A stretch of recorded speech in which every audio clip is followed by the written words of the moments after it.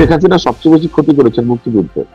উনি এত সেতু বানাইছেন, এত কিছু বানাইছেন। উনি মুক্তিযোদ্ধাদের জন্য ফ্ল্যাট বানাইলে কেউ না করতো?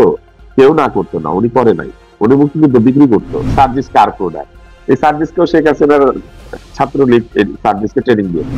উনি চোর পালন কর্মসূচি তৈরি করেছেন। ওনার পুলিশের আইজি ঘুষ খায়, ওনার এনবিআর এর সদস্য ছাগল কিনে 15 লাখ টাকা দিয়ে, ওনার সালমান মায়ানগর প্রজেক্ট বানিয়ে মানুষের পয়সা লুট করে।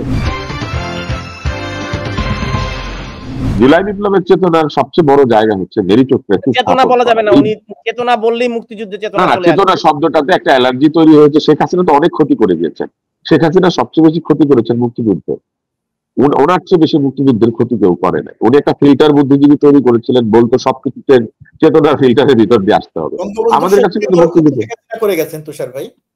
হ্যাঁ, আমি একমত। শেখ হাসিনা করে গেছেন। হ্যাঁ, মুক্তিযুদ্ধের বিরাট ক্ষতি শেখ হাসিনা করেছেন।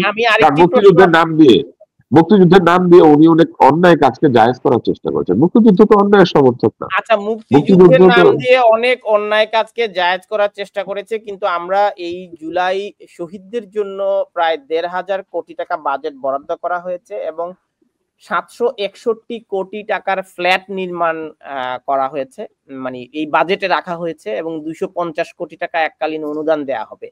তো অবশ্যই জুলাই আন্দোলনটি হয়েছিল আসলে বৈষম্যের বিরুদ্ধে। হ্যাঁ, তো এখন বাংলাদেশের মুক্তিযোদ্ধাদের জন্য কি 50 বছর স্বাধীনতার 50 বছর পর এরকম ফ্ল্যাট নির্মাণের কোনো উদ্যোগ সরকার নিয়েছিল কিনা? না, শেখ হাসিনা 16 বছরে করে নাই। এটাই তো আমাদের আপত্তি। উনি তো ক্ষমতায় ছিলেন, উনি এত সেতু বানাইছেন, এত কিছু বানাইছেন। উনি মুক্তিযোদ্ধাদের জন্য ফ্ল্যাট বানাইলে কেউ না করতো?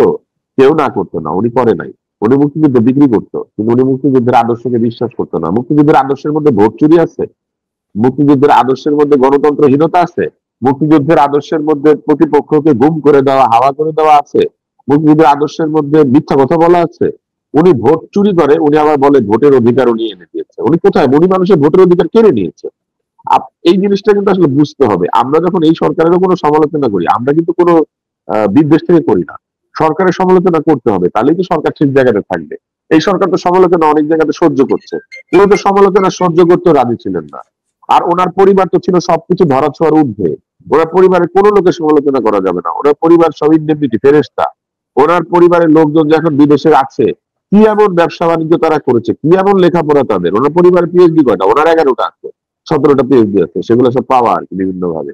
কিন্তু ওনার পরিবারের পিএইচডি কয়টা? ওনার পরিবারের লোক কিন্তু ঠিক মতো লেখাপড়াও করে না। সেই লোকেরা যে একটা বিদেশে আছে, বিভিন্ন জায়গাতে, আমেরিকাতে থাকে, দুবাইতে থাকে, এর টাকা পয়সা কোথায়? এইসব প্রশ্নের উত্তর উনি দিবেন না।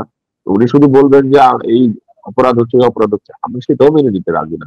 এখন সার্জিসের দাদার যদি 150টা গাড়ি থাকতে পারে, সার্জিসের দাদার যে 135টা সার্জিসের দাদার যে 135টা গাড়ি আছে, এটা যেমন সমালোচনার যোগ্য, সেটাও চিন্তা করতে হবে সার্জিস কার প্রোডাক্ট।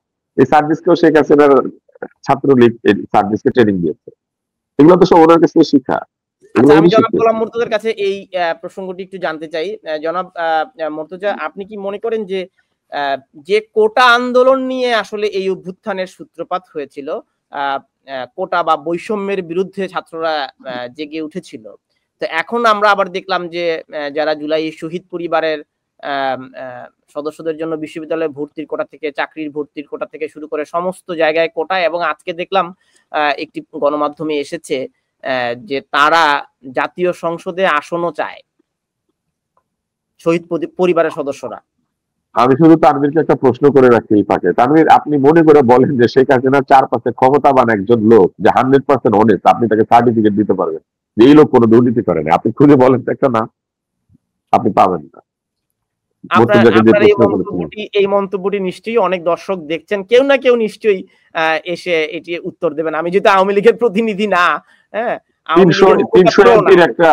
300 এমপির একটা দুর্নীতির তালিকা গোয়েন্দা দপ্তর শেখ হাসিনা টেবিলে দিয়েছে, এবং সেই টেবিলে কার কত টাকা আছে সেটাও লিখে দিয়েছিল। উনি কারো বিরুদ্ধে ব্যবস্থা নিয়েছিলেন।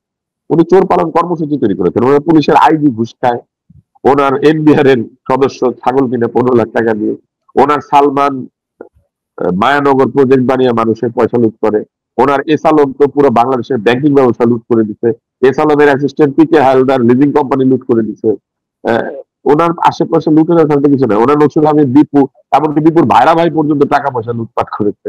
তো ওনার তো দেখি সব লুটের তালিকা। ওনার ভালো তালিকা কোথাও? ওনার একটা উপদেষ্টার নাম বলেন না, যে উপদেষ্টা ওনাকে রেল উপদেশ দিত কিন্তু চুরি করতো না।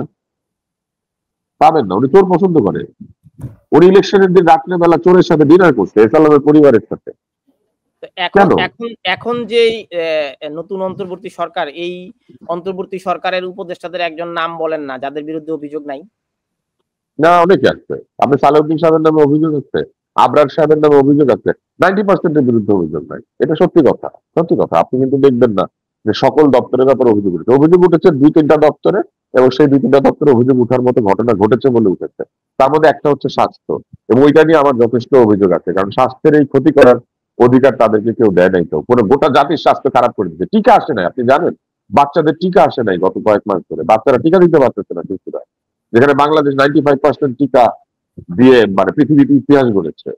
শুধু 0-0-0-0 বললে তো হবে না, সাথে তো এইগুলো মনে রাখতে হবে।